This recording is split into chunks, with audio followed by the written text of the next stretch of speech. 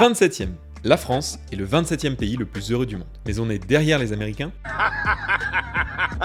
Sacré Hubert. Et surtout loin derrière la Finlande, qui est constamment en tête des classements. Les Français sont de moins en moins heureux depuis la sortie du confinement d'après ce sondage Ipsos, et on observe une érosion régulière du niveau de bonheur dans le monde, surtout dans les pays les plus riches. La question c'est, pourquoi ? Et qu'est-ce qu'on peut changer ? Il y a plein de mythes autour du bonheur. Plus on est intelligent, plus on est malheureux. Vrai. Vrai, imbécile heureux, genre. Parmi tout ce qu'on entend, il y a des choses complètement fausses, d'autres très vraies, et d'autres où la science a besoin de progresser pour savoir. On fait le tri en se basant sur les meilleurs articles scientifiques du domaine. D'accord, faisons comme ça. Générique. Un mariage rend plus heureux qu'un divorce. Non, c'est faux. Vrai. J'irais faux, moi. C'est complexe. Attention, si vous ne connaissez pas cette étude, accrochez vos ceintures. Les scientifiques ont étudié l'évolution du bonheur en fonction des événements les plus marquants de la vie. On commence avec l'effet d'un mariage. Chez les femmes comme chez les hommes, quelques années avant le mariage, on est de plus en plus heureux. L'année du mariage, on est au pic du bonheur, puis ça redescend. En fait, on s'habitue à la situation et le bonheur revient à ce qu'il était bien avant le mariage. Pour un divorce maintenant, ça se passe mal quelques années avant, et le fait d'acter le divorce fait qu'on se reconstruit et que ça va mieux quelques années après. En rouge, vous avez le graphe en moyenne, mais bien sûr, ça cache plein de situations différentes. C'est pour ça que les intervalles de confiance sont affichés. La conclusion est donc étonnante. En moyenne, on est un peu plus heureux 5 ans après un divorce que 5 ans après un mariage. Cette étude est souvent citée pour illustrer l'adaptation hédonique. C'est-à-dire que notre niveau de bonheur peut bouger, mais revient au point de départ au bout de quelques années. Alors attention, même si ça se vérifie souvent, c'est pas vrai pour tout. Et d'autres études indiquent qu'une forte consommation de drogue pourrait faire baisser ce niveau de base de façon beaucoup plus prolongée. Il y a beaucoup de critères fondamentaux au bonheur à étudier, et on les étudie justement au prochain mythe.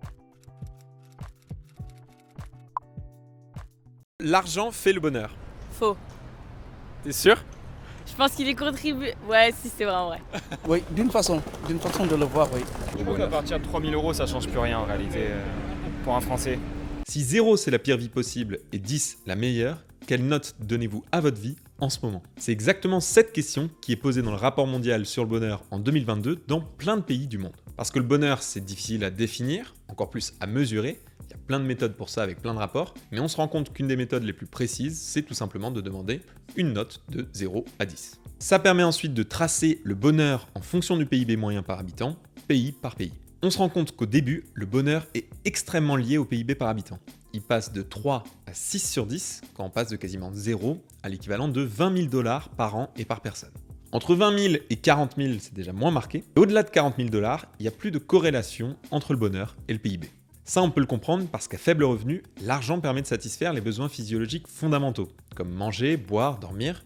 Ensuite, à combler les besoins de sécurité, donc pouvoir s'occuper de sa santé, avoir accès à un emploi, un logement, etc. Mais ensuite, pour les besoins d'appartenance, d'estime, d'accomplissement, plus d'argent, ça peut parfois aider, mais c'est beaucoup moins évident. Et d'autres critères bien plus importants entrent alors en compte. Le rapport donne beaucoup de détails là-dessus. En 2022, en France, le bonheur moyen était d'environ 6,7 sur 10. On était 20e à l'époque, à plus d'1 point de la Finlande. On voit que c'est pas vraiment la différence de PIB qui joue, mais plutôt la somme des autres critères, que sont le lien social, l'espérance de vie en bonne santé, le sentiment d'être en liberté, la générosité, le peu de corruption du pays, et enfin il y a une partie qu'on n'arrive pas trop à expliquer, c'est ce qu'ils appellent le bien-être en dystopie. C'est-à-dire le peu de bien-être qu'il reste si tous les autres indicateurs sont au plus bas. C'est un peu la capacité à résister. Le dernier pays recensé, c'est l'Afghanistan, dont la crise humanitaire dure depuis plus de 3 ans depuis la prise de pouvoir des talibans. En 2022, le bonheur moyen était 2,4 sur 10, il est maintenant d'1,5. Si on revient à ce graphique sur le seuil des 40 000 $, attention, on n'a ici que des moyennes par pays. Mais dans cette étude, les auteurs concluent que pour les personnes qui ont un niveau de bonheur de base plutôt élevé, plus d'argent peut faire légèrement augmenter leur bonheur, même au-delà de ce seuil. Et pour les personnes les plus malheureuses de base, plus d'argent ne va absolument rien changer. Mais dans tous les cas, la conclusion, c'est qu'une fois les besoins vitaux comblés, il y a beaucoup d'autres critères beaucoup plus importants que l'argent. On est plus heureux quand on est seul. Non. Non, pas du tout. On n'est pas né pour être seul. Faux. Je suis pas d'accord, mais je pense que c'est bien d'apprendre à être heureux seul pour ensuite pouvoir être heureux avec les gens. Alors, être seul quand on aime être seul, quand on veut être seul, oui. Sinon, se sentir seul, vraiment pas. Voici la plus longue étude jamais réalisée sur le bonheur. Depuis 1938, des scientifiques se sont succédés pour suivre plus de 700 personnes venant de tous milieux, aussi bien des diplômés d'Harvard que des personnes qui n'ont pas fait d'études. La conclusion est limpide. Good relationships keep us happier and healthier. Period. Et le directeur actuel de l'étude précise une deuxième chose tout aussi fondamentale. We know that you can be lonely in a crowd and you can be lonely in a marriage.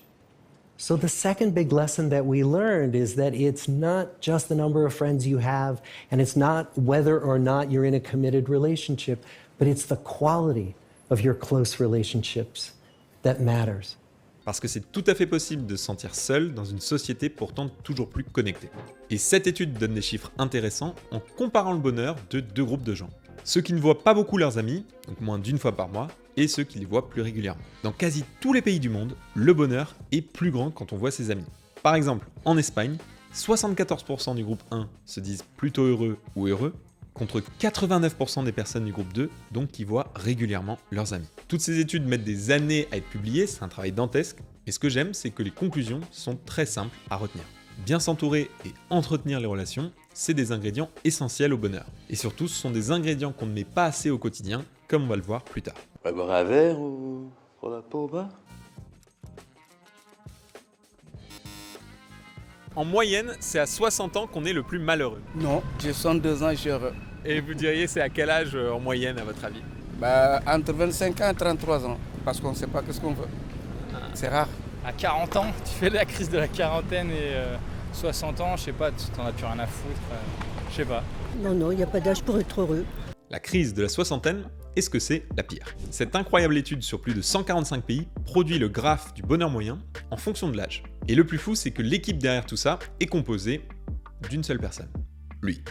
Ah, c'est lui! Et son étude est très réputée. Voici le graphe pour les pays en développement. On voit qu'à 16 ans, le bonheur moyen est de 6 sur 10. Il descend continuellement jusqu'à la cinquantaine, passe en dessous de 5, puis remonte ensuite un peu. Pour les pays les plus riches, c'est la même tendance. On perd plus d'1 point de bonheur entre l'adolescence et la cinquantaine. Mais attention, il faut noter que les niveaux sont cette fois plus hauts. Ça va de 8,5 à 7,5. Et ça remonte ensuite après la retraite.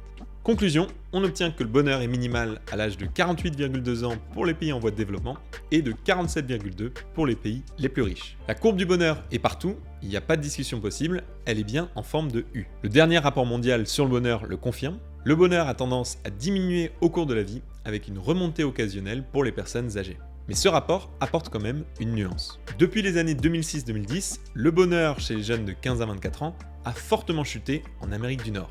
Au point que les jeunes sont moins heureux que les personnes âgées. Le bonheur des jeunes a également chuté, mais moins fortement, en Europe occidentale. Pourquoi ce nouveau phénomène? On investit ça dans le prochain mythe. En tout cas, aujourd'hui dans le monde, c'est plutôt 47 ans l'âge auquel on est le plus malheureux, comme l'indique Kurzgesagt d'ailleurs dans son poster sur les phases de la vie. Et si vous avez autour de cet âge, gardez en tête que ce sont que des moyennes. On peut très bien être épanoui à 47 ans, il n'y a aucun mal à ça, bien au contraire.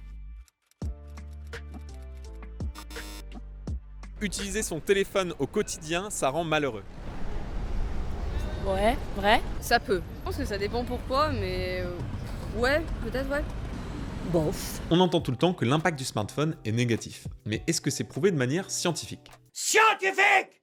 Le rapport mondial sur le bonheur de 2019 étudie le cas spécifique des élèves de 13 à 16 ans aux États-Unis. Voici la liste de plein d'activités qu'ils font chaque jour et la corrélation avec leur bonheur. On a ici les activités qui se font sans un smartphone. En numéro 1 et d'assez loin, vous avez le sommeil et le podium est complété par le sport et les interactions sociales. Pour les interactions sociales, on a cité les études justement, ce n'est pas qu'une simple corrélation, il y a bien une relation de cause à effet, ça a un rôle énorme sur notre bonheur. Et j'ai fait 2 vidéos, 10 minutes sur le sommeil et 10 minutes sur le sport, dans lequel on a vu aussi qu'il y a plus qu'une simple corrélation avec le bonheur. Et on affiche maintenant les activités qui se font souvent avec un smartphone. On a même l'impression que c'est une caricature, on observe que les élèves qui passent plus de temps à ces activités sont en moyenne plus malheureux. Faut arrêter d'être derrière les écrans et scroller et vivre à travers les autres. Alors attention, cette étude ne prouve pas à elle seule qu'il y a une relation de cause à effet. Ce n'est qu'un indice. Et le rapport nous donne un deuxième gros indice avec ce graphe, toujours sur le même groupe d'études aux États-Unis. On regarde l'évolution du temps passé à différentes activités entre 2006 et 2017.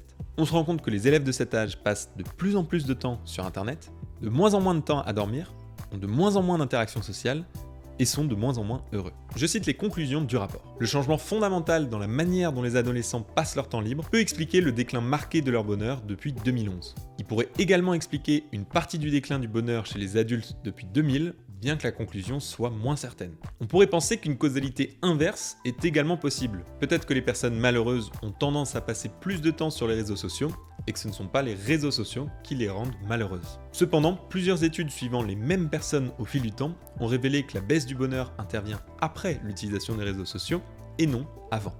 Les deux expériences ont révélé que les personnes qui limitent ou cessent d'utiliser les réseaux sociaux ont amélioré leur bonheur. Les réseaux sociaux peuvent aussi impacter indirectement notre niveau de bonheur s'ils remplacent le temps consacré au sommeil ou aux interactions sociales en face à face. Conclusion, utiliser trop son smartphone, ça rend malheureux à la fois de façon directe et indirecte. Plus on est intelligent, plus on est malheureux. Vrai. Vrai, imbécile heureux, genre. Ouais, je pense. Plutôt vrai, je pense. J'ai envie de dire vrai. Je dirais vrai. Ah, ça c'est vrai, c'est sûr. Alors moi je dirais pas intelligent, je dirais plus on est lucide et plus c'est difficile. Ça peut rendre malheureux. D'après Lisa Simpson, c'est très clair. Dad, as intelligence goes up, happiness often goes down. On aurait donc les fameux imbéciles heureux et les intelligents malheureux. Comme l'écrivain Hemingway fait dire à l'un de ses personnages, le bonheur chez les personnes intelligentes est la chose la plus rare que je connaisse. Alors ça paraît plausible, moi c'est ce que je pensais aussi, mais d'après les études scientifiques, tout ça c'est complètement faux. Incroyable mais vrai, c'est très rare, mais Lisa a tort. Cette étude est la plus complète sur le sujet. Les chercheurs ont demandé à plus de 6800 personnes si elles étaient heureuses et leur ont aussi fait des tests de quotient intellectuel. Résultat, le bonheur est associé de manière significative au QI. Les personnes dont le QI est le plus faible ont déclaré des niveaux de bonheur plus bas par rapport au groupe dont le QI est le plus élevé. Ils sont 25% à se dire très heureux contre 40%. Bon, l'intelligence, c'est pas du tout que le QI, mais au moins ça permet aux chercheurs d'avoir un critère mesurable. Mais ils ont aussi pensé à faire des tests de vocabulaire pour mesurer cette fois une intelligence plus humaine, comme un quotient émotionnel et non intellectuel. Habile. Résultat, là encore, les gens avec le plus de vocabulaire sont aussi les plus heureux, mais c'est moins marqué, avec un pourcentage de gens très heureux qui passe de 28 à 34% seulement. Donc il y a bien une corrélation, mais attention, ça ne veut pas forcément dire qu'il y a une relation directe de cause à effet.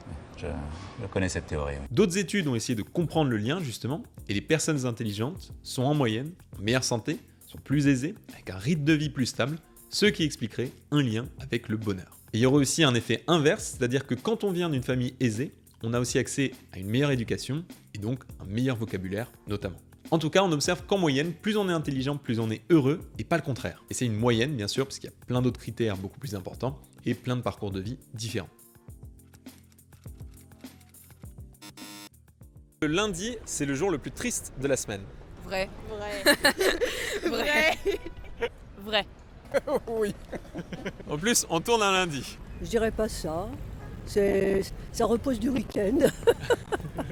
Le classement des jours de la semaine. C'est ce que certaines personnes font sur internet. Si, je vous promets que c'est vrai. These are the days of the week ranked. D'ailleurs, c'est souvent source de débat, mais plus étonnant encore, il y a des scientifiques qui ont passé des années à étudier la question.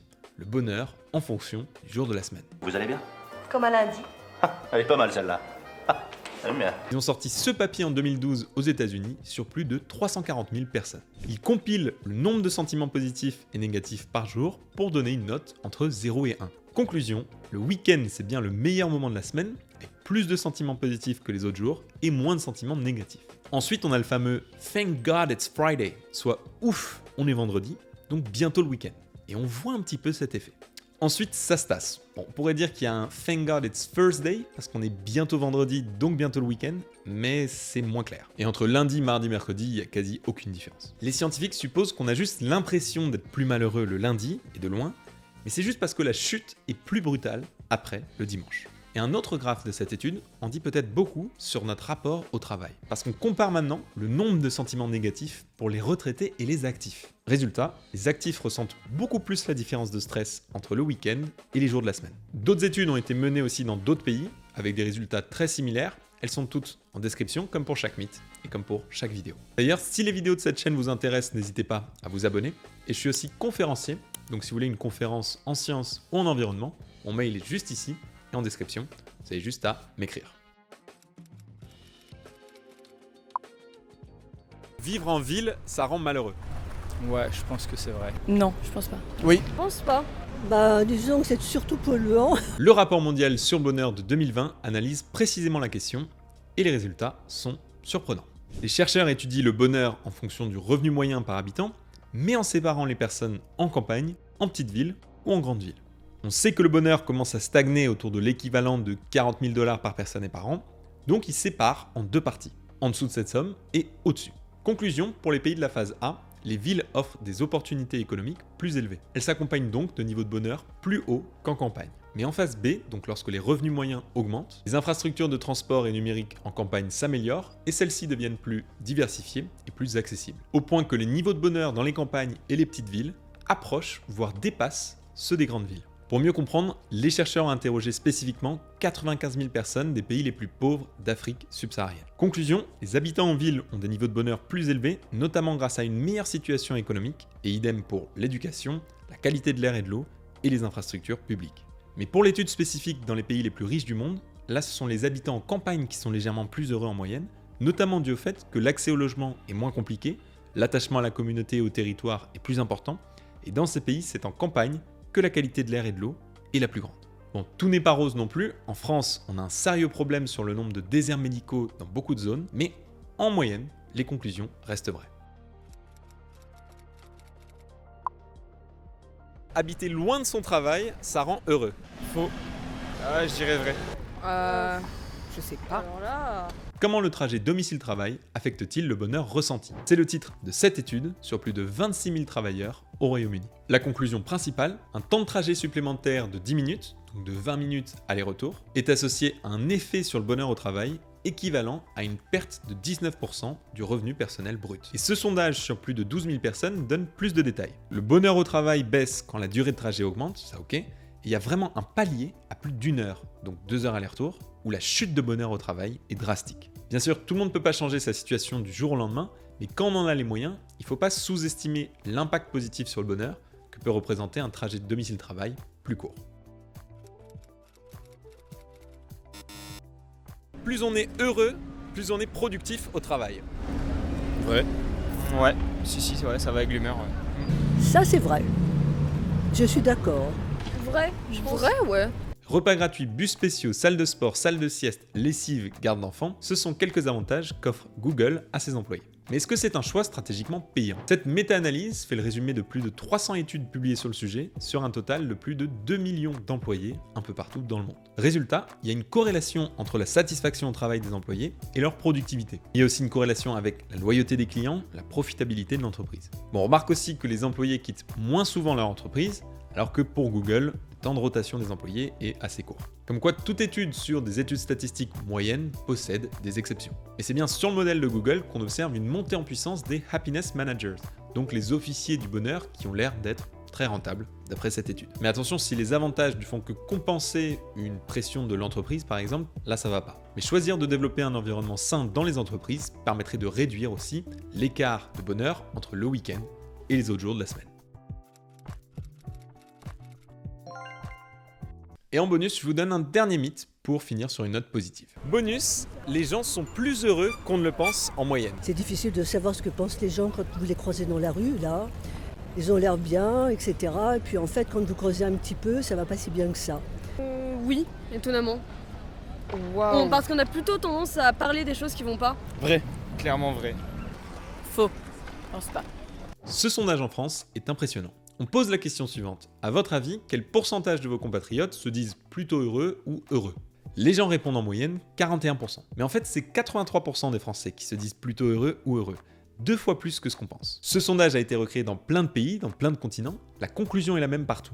En moyenne, on sous-estime le bonheur des autres. Donc même si le bonheur baisse dans certains pays depuis quelques années, les gens sont plus heureux que ce qu'on pense. Voici le tableau récap comme pour chaque vidéo, vous pouvez prendre une capture d'écran. Merci à Loane qui est au montage, à Emilien qui m'a aidé pour les recherches et l'écriture.